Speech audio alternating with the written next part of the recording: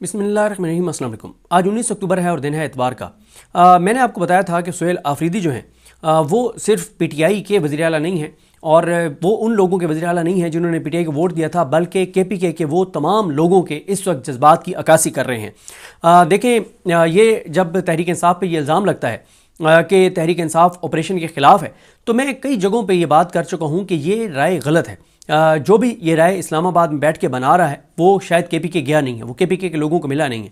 ऐसा नहीं है कि पीटीआई ऑपरेशन के ख़िलाफ़ है, बल्कि केपीके के 99% लोग जो है वो किसी भी तरह के ऑपरेशन के ख़िलाफ़ हैं। उसकी वजह क्या है?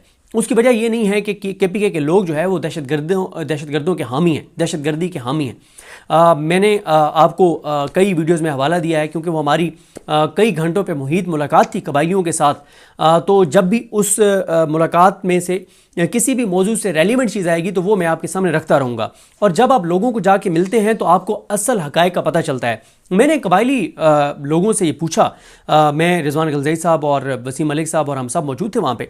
मैंने उनसे पूछा कि ये बताएं कि आप लोग जो है वो क्यों दहशतगर्दी के खिलाफ ऑपरेशन की मुखालफत कर रहे हैं, आप क्यों कहते हैं कि ऑपरेशन नहीं होना चाहिए। वो ये कहते हैं, देखें, हमने ये पढ़ा था कि परसेप्शन मैटर करती है, फैक्ट्स मैटर नहीं करते।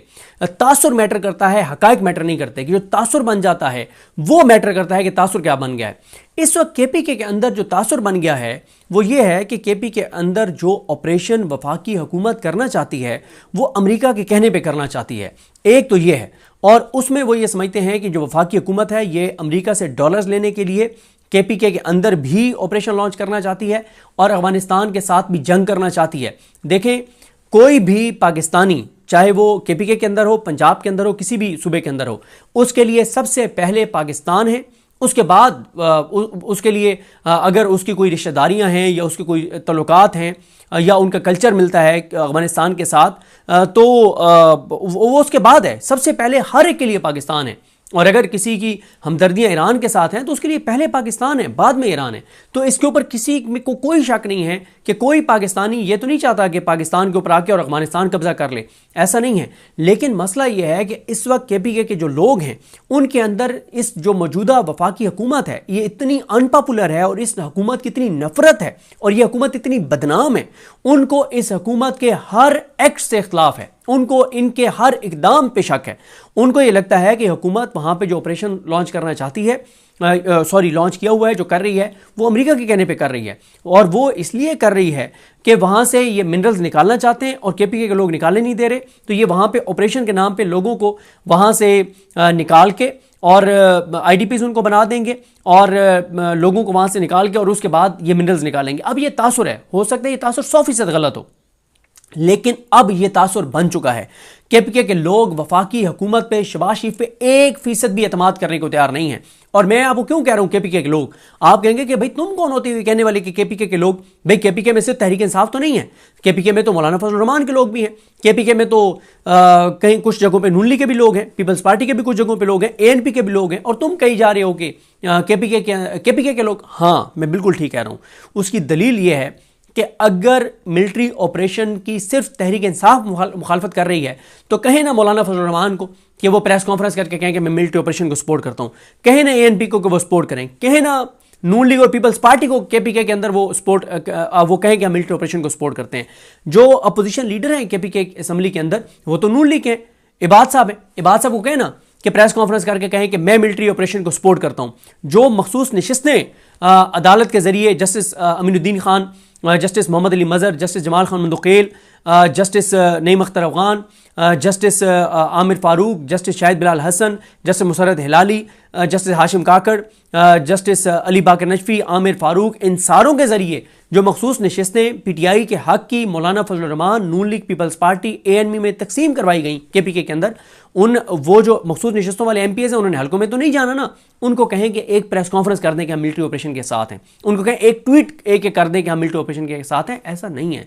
ये तासुर गलत है कि पीटीआई ऑपरेशन के खिलाफ है, नहीं, केपीके के लोग ऑपरेशन के खिलाफ हैं और उनके अंदर ये बहुत सख्त एक ओपिनियन पाई जाती है कि केपीके के अंदर जो ऑपरेशन है वो अमेरिका की खुशनुदी के लिए किया जा रहा है, मिनरल्स निकालने के लिए किया जा रहा है, और पाकिस्तान अगर अफगानिस्तान के साथ लड़ रहा है तो वो भी अमेरिका की इमा पे लड़ रहा है। ये परसेप्शन है, मैं बार बार कह रहा हूं, हो सकता है ये परसेप्शन 100% गलत हो, लेकिन अब ये परसेप्शन बन चुकी है और इस परसेप्शन को कौन चेंज कर सकता है? एक ही शख्स है और जिसका नाम है कैदी नंबर 804 इमरान खान। लोग उसकी बात पे एतमाद करते हैं।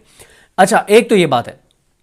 दूसरी बात यह है कि जब मैं ये कह रहा हूं कि केपीके के लोग जो है वो इस ऑपरेशन के खिलाफ है, तो मैंने उन कबायलियों से एक सवाल किया। मैंने कहा ये बताएं कि आप क्यों ये कहते हैं कि इन दहशतगर्दों से जो है वो बातचीत की जाए? क्या आप हामी हैं? आप हमदर्दी रखते हैं दहशतगर्दों की? उन्होंने मुझे कहा कि एक बात बताएं, हम जिन इलाकों में रह रहे हैं, हमारे बच्चे जहां पर रह रहे हैं, हमारी फैमिलीज जहां पर रह रही हैं, हमारी खवातीन जहां पर रह रही हैं, हमें दहशतगर्दी का क्या फ़ायदा है? अगर आप लोग ये अगर कहते हैं कि हम जब बात करते हैं दहशतगर्दों से बातचीत की, तो इसका मतलब है कि हम दहशतगर्दों को सपोर्ट कर रहे हैं। उन्होंने कहा कि दहशतगर्दी से हमारी ज़िंदगियां डिस्टर्ब होती हैं, हमारे बच्चों की तालीम डिस्टर्ब होती है, हमारे कारोबार डिस्टर्ब होते हैं। उन्होंने कहा कि टूरिज़्म डिस्टर्ब होता है और टूरिज़्म जो है वो हमारा मेन सोर्स ऑफ इनकम है। तो उन्होंने कहा कि हमें तो नुकसान ही नुकसान है दहशतगर्दी का। हम कैसे दहशतगर्दों के हामी हो सकते हैं? हम कैसे दहशतगर्दी को सपोर्ट कर सकते हैं? हमें भुगतना पड़ता है। भुगत तो हम रहे हैं, आप लोग कहाँ भुगत रहे हैं? भुगत तो हम लोग रहे हैं। यहाँ पे जब भी कर्फ्यू लगता है हम लोग डिस्टर्ब होते हैं, हमारी फैमिली डिस्टर्ब होती है, तो हम क्यों दहशतगर्दों के हामी होंगे? वो ये कहते हैं कि हमारा सिर्फ इख्तिलाफ जो है वो तरीकाकार पे है कि आप यहां की पुलिस को ये इख्तियार दें, यहां के लोगों को ऑन बोर्ड लें, यहां के लोगों के साथ मिलके आप चलेंगे तो यहां पे दहशतगर्दी का खात्मा हो जाएगा। वो कहते हैं कि अगर आप यहां के लोगों को ऑन बोर्ड लिए बगैर ऑपरेशन करेंगे तो ऑपरेशन नाकाम होगा। और देखें, सवात का जो ऑपरेशन है जिसपे हमें शीरीज़ादा भाई ने, जब इमरान रियाज खान साहब वहाँ पे रह रहे थे और हम वहाँ पे जाते थे और शीरीज़ादा भाई ने हमें वो पूरा इलाका फिराया और बताया, तो शीरीज़ादा भाई जो हैं उन्होंने यही बताया था कि जो सवात का ऑपरेशन या उस इलाके में जितने ऑपरेशन जो कामयाब हुए थे ना, उसकी एक ही वजह थी कि मकामी लोग साथ थे। मकामी लोगों ने नाके लगाए, मकामी लोगों ने चौकियां बनाई, मकामी लोगों ने असला उठा के और वहां पे खड़े हो गए थे फौज के साथ, इसलिए वहां पे ऑपरेशन कामयाब हुए थे। तो लिहाजा वहां के लोग बिल्कुल दहशतगर्दी के खिलाफ हैं, दहशतगर्दों के खिलाफ हैं, लेकिन उनको तरीकाकार से इख्तिलाफ है। वो ऑपरेशन नहीं, वो पहले ही चाहते हैं कि वहां के आप अमायदीन को, वहां के मिशरान को, वहां के जो मलिक हैं, वहां के जो सरदार हैं, वहां के जो बुजुर्ग हैं, उनको आप जो है वो ऑन बोर्ड लें। अब इस सारे में मामला क्या? अब जो सुहेल आफरीदी हैं वो आपको पता है कि वो मज़ाहमत के लिए आए हैं, वो लड़ाई के लिए आए, और वो लड़ाई में उतरने से पहले, वो वफाक से और इस्लामाबाद से लड़ाई से पहले वो अपने लोगों में जा रहे हैं। आज छुट्टी के दिन उन्होंने 2 इक़दाम किए हैं। पहला यह है कि उन्होंने एक जिरगा बुला लिया है, और दूसरा यह है कि उन्होंने कल जो है वो केपीके असम्बली का इजलास स्पीकर बाबर सलीम सवाती साहब के साथ मिले हैं, और उसके बाद कल 2 बजे जो है वो केपीके असम्बली का इजलास बुला लिया गया। इसकी वजूहत मैं बताता हूँ। पहले ये देख लें कि उन्होंने ये ट्वीट किया है सुहेल आफरीदी साहब ने। वो कहते हैं कि अपनी ज़िंदगी और मुस्तकबिल का फैसला सूबे के लोग खुद करेंगे। किसी को भी बंद कमरों के फैसलों को अवाम पर मुसल्लत करने की इजाज़त नहीं दी जाएगी। बरोज़ हफ्ता 25 अक्टूबर ज़िला खैबर तहसील बाड़ा में तमाम सियासी वाबस्तगियों से बालातर होकर कबायली इमायदीन, मिशरान और नौजवानों का बड़ा अमन जिरगा मुनक्किद किया जाएगा। अब देखें, जिरगे तो कुछ अली मीन गंडापुर साहब ने भी किए थे, लेकिन उसके पीछे बदनीयती थी, उसके पीछे नेक नियति नहीं थी, क्योंकि उन्होंने जो जिरगे किए थे वो मिशरान को, वहाँ के बड़ों को ट्रैप करने के लिए, धोखा देने के लिए किया था। लेकिन सुहेल आफरीदी इस लम्हे तक, आगे वो क्या करते हैं वो अल्लाह की ज़ात बेहतर जानती है, इस लम्हे तक वो नेक नियति के साथ जिरगे बुला रहे हैं। और वो जिरगे क्यों बुला रहे हैं?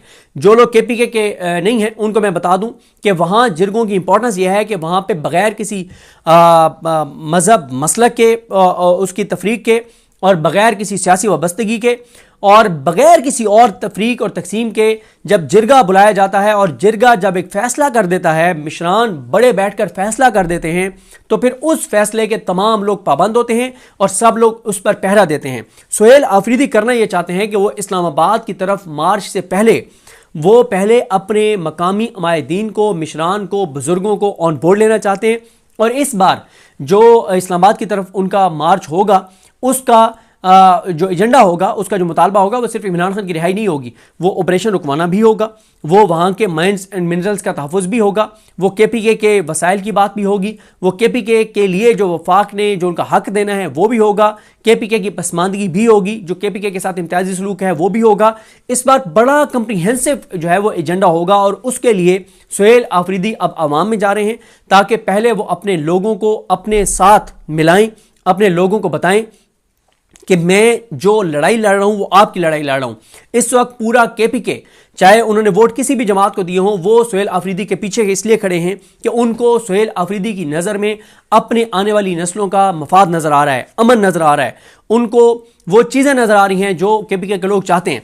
तो इसलिए उनको नज़र ये आ रहा है कि 25 को उनको बड़ा भरपूर वेलकम मिलेगा कबायली इलाकों में, और वो जो कबायली इलाके के अमायदीन को बुला रहे हैं, जो लोगों को बुला रहे हैं, एक तो उनके सामने रखेंगे कि इमरान खान क्या चाहते हैं, उस पर उनसे डिस्कशन करेंगे, उनसे मशवरा करेंगे। वैसे ये ज़ाहिर है, हमारा दीन भी यही कहता है कि आप मशवरा करें, आप सब लोगों को एतमाद मिले, वो लोगों को एतमाद में लेंगे, जिरगे में अपना मौका पेश करेंगे, जिरगे वालों को सुनेंगे, और जब एक बार जिरगा फैसला कर देगा तो फिर वो लोग उस पर पहरा देंगे, और फिर जब सुहेल आफरीदी इस्लामाबाद के लिए निकलेंगे तो सिर्फ PTI उनके साथ नहीं होगी, कबायली अमायदीन भी उनके साथ होंगे, कबाइल के लोग भी उनके साथ होंगे, KPK के वो लोग भी उनके साथ होंगे जिन्होंने वोट PTI को नहीं दिया था, और इसीलिए वो अवाम में उतर रहे हैं, इसलिए वो अवाम में जा रहे हैं, इसलिए वो अवाम को एतमाद में ले रहे हैं, ताकि कल को जब भी वो कोई स्टेप लें तो उस स्टेप में पूरे KPK के लोग जो है वो उनके साथ ऑन बोर्ड हों।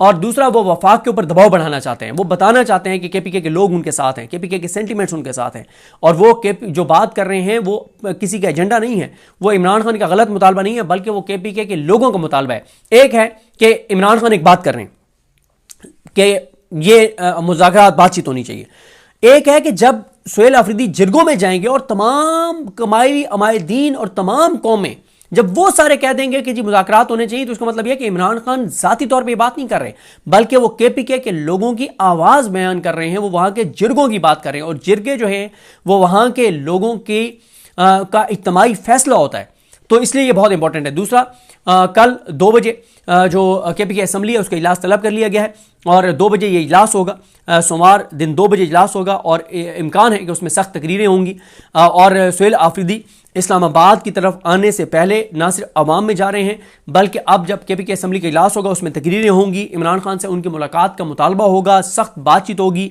KPK के लोगों के जज्बात की अक्कासी होगी। तो ये बहुत इंपॉर्टेंट है, छुट्टी के दिन सुहेल आफरीदी के 2 इक़दामात बहुत इंपॉर्टेंट हैं।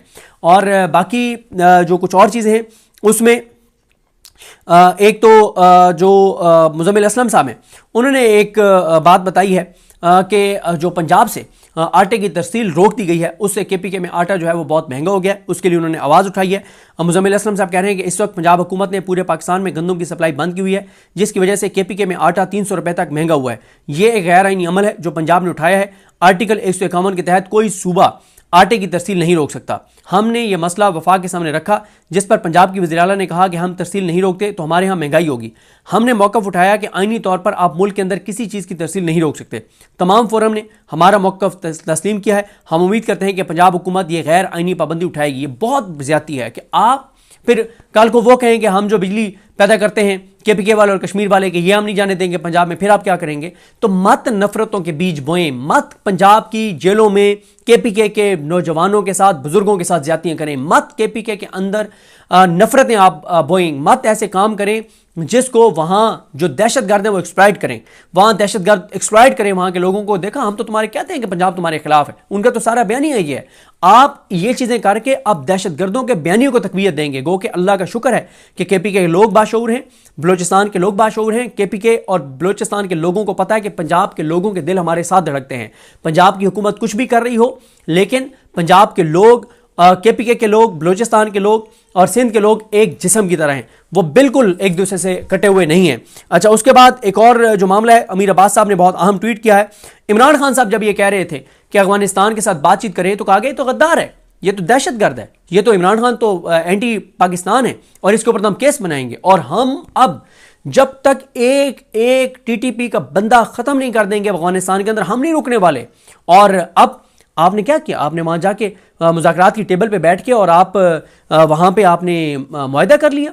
आप तो कहते हैं कि TLP के मामले में आप कहते हैं कि नहीं, जो दहशतगर्द गिरोह है उनके साथ कोई बातचीत नहीं होगी, उनका मुकम्मल तौर पे खात्मा होगा।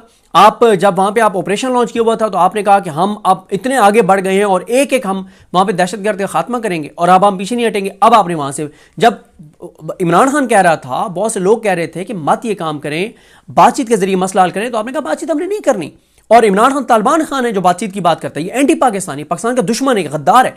आज आपने खुद बातचीत कर ली है। इस पे अमीर अब्बास साहब ने एक ट्वीट किया, कहते हैं ये वही तालिबान है जिन्हें ताकत के नशे में कल तक दहशतगर्द, नमक हराम, एहसान फरामोश और ना जाने क्या कुछ ना कहा गया। यानी अफगान तालिबान की बात कर रहे हैं। वो तस्वीर जो आई है जिसमें ख्वाजा आसिफ साहब बड़े, उनकी दांत बाहर हैं और बड़े मुस्कुरा रहे हैं और बड़ी गर्मजोशी से उन्होंने हाथ मिलाए हुए, ऐसे लगता है कि कोई कई दहाइयों बाद दो बिछड़े हुए भाई मिल गए हों। और पहले इनकी ज़बान आप सुने जो अफगानिस्तान के बारे में थी, वो आप सुने, और अब आप इनकी गर्मजोशी देखें। तो उस पर अमीर अब्बास कहते हैं कि ये जिनसे वो हाथ मिला रहे हैं और जिनसे मुआहदा कर रहे हैं अफगान तालिबान, ये वही तालिबान है जिन्हें ताकत के नशे में कल तक दहशतगर्द, नमक हराम, एहसान फरामोश और ना जाने क्या कुछ ना कहा गया। कहा गया कि हमने तुम्हें 40 साल पाला है, क्या पाकिस्तान अफगानियों को रोटियां पका पका कर खिलाता रहा है? ये अमीर अब्बास कहते हैं। रियासत के एक जर्नैल ज़ियाउल हक ने तो कहा था कि ये अफगान हमारे मोहसिन हैं और ये अपनी नहीं पाकिस्तान को बचाने की जंग लड़ रहे हैं। और आज आप कह रहे हैं कि 40 साल हमने पाला है। आपकी जिद, खुद पसंदी और डंडा चलाने का मिजाज हमारे मसाइल की जड़ है। आज जिनसे हाथ मिलाने के लिए आप इस्लामाबाद से उड़कर दोहा पहुंचे हैं, आप तो इमरान खान, सूबे की सबसे बड़ी जमात और वजारत आला के उम्मीदवार सोहेल आफरीदी को इन्हीं तालिबान का सूलतकार होने का प्रोपेगेंडा करवा रहे थे। आप तो कह रहे थे कि ये सारे सूलतकार हैं, ये गलत कर रहे हैं, और आप उन्हीं अफगान तालिबान से मिलने के लिए दोहा चले गए। और ये आप देखें कि पहले पूरी दुनिया हमारे जरिए अफगान तालिबान से बात करती थी, हमारी ये स्ट्रेंथ समझी जाती थी कि हम अफगान तालिबान के साथ बात कर सकते हैं, और अब हमें अफगान तालिबान से बात करने के लिए दोहा जाना पड़ रहा है, कतर जाना पड़ रहा है। आप अंदाजा लगाएं, तुर्किया की हमें सपोर्ट लेनी पड़ रही है। ये है हमारी कामयाब सफारतकारी। उसके बाद अमीर अब्बास साहब ने कहा कि जो हाथ आप मिला रहे हैं यही तो पीटीआई, इमरान खान और केपीके की अक्सरियती अवाम कह रहे थे। आपने बिलाखिर वही किया, लेकिन जंग और नफरत के बीज बोने के बाद। अमीर अब्बास साहब ने उसके बाद अपने इस ट्वीट को कोट ट्वीट करते हुए लिखा कि सुबह उठते ही अपनी देरीना, ये जो मैंने ये ऊपर ट्वीट था कि इस देरीना राय पर मबनी ये ट्वीट की, सुबह उठते ही अपनी देरीना राय पर मबनी ये ट्वीट की, लेकिन अभी देखा तो मालूम हुआ कि बड़े बड़े टाउट मेरी इस पोस्ट के खिलाफ खोल दिए गए हैं। और दिलचस्प बात यह है कि वो टाउट जो सबक मुझे समझा रहे हैं, वही सबक उनसे पहले ही मुझे भी कोई मेहरबान भेज चुका था। यकीन करें, इन टाउटों को अंदाजा ही नहीं कि इनकी हर वारदात और ज़बान से निकला हर लफ्ज़ अपना निशान छोड़ जाता है। वैसे तुफ है टाउट बनने पर, इंसान की अपनी सोच और आज़ादी राय ही मर जाती है। अच्छा, आप मुबश्शिर ज़ैदी साहब को देख लें।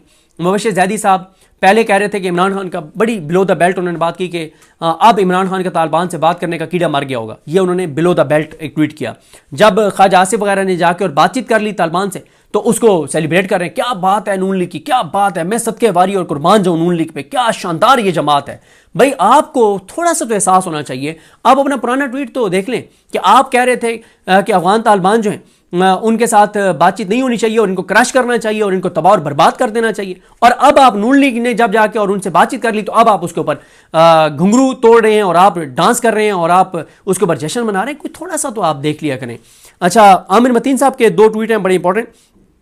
मौलाना फजल रहमान साहब के हवाले से उन्होंने एक बात की, उसके ऊपर उन पर बहुत ज़्यादा तनकीद हुई, उसको उन्होंने जवाब दिया। उन्होंने पहले ट्वीट क्या किया था वो मैं आपके सामने रख देता हूँ।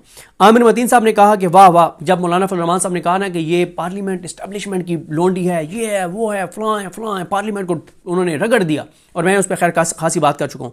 तो आमिर मतीन साहब कहते हैं उसी मौलाना फजल रहमान साहब के बयान को, और ये वो ट्वीट है जिसके ऊपर आमिर मतीन साहब के ट्वीट पर बहुत तनकीद हुआ। आमिर मतीन साहब ने मौलाना फजल रहमान साहब के उस बयान को ट्वीट करते हुए कहा कि वाह वाह, क्या लफाजी है कि पार्लियामान की कोई हैसियत नहीं और हैसियत इस मैदान की है। मौलाना किस दुनिया में रह रहे हैं? समधी के पैसे से इकट्ठे किए लोग अवाम नहीं होते। अवाम वो होते हैं जो आपकी इज्जत करें और आपको वोट दें। क्या आपने कोई इज्जत कमाई है? मौलाना इस पार्लियामान को तबाह करने वालों में शामिल रहे। पार्लियामान को 26वीं तरमीम के जरिए तबाह करवा के अब इज्जत मांग रहे हैं। कौन सी इज्जत मौलाना? और ये कौन से भेड़ बकरियां हैं जो आपको सुन रहे हैं? इज्जत होती या इख्तियार? आपको दोनों ना मिले, ना कोई हुकूमत, ना कोई इख्तियार और ना ही इज्जत।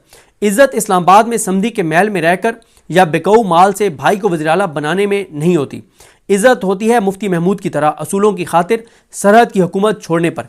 कैसे आपके बुजुर्ग थे और कैसे उनकी औलाद। वो कह रहे हैं कि मौलाना मुफ्ती महमूद साहब ने असूलों पर वजारत आला छोड़ दी थी, वो थी असल असूल, और आपने तो इज़्ज़त कमाई नहीं है। और उसके बाद आमिर मतीन साहब ने जब ये ट्वीट किया तो ज़ाहिर है उनको बड़ा इन्होंने JUIF वालों ने गालियाँ शालियाँ दी, बड़ी उनको नून लीग वाले भी आ गए JUIF के साथ मिल के आमिर मतीन साहब पे हमलावर थे सोशल मीडिया पे। तो आमिर मतीन साहब ने कहा कि मुझ पर तनकीद की जा रही है कि मैंने मौलाना के लिए सख्त अल्फाज इस्तेमाल किए, तो और मैं क्या कहूँ। 26वीं तरमीम पास करवा कर मौलाना 27वीं तरमीम पर सौदा कर रहे हैं, वो फिर बिकने के लिए तैयार हैं। इसके बाद जमहूरियत के ढकोसले की रही सही इज्जत भी नहीं रहेगी। मौलाना किस दुनिया में रह रहे हैं? वो ताकत और इख्तियार के मज़े भी चाहते हैं।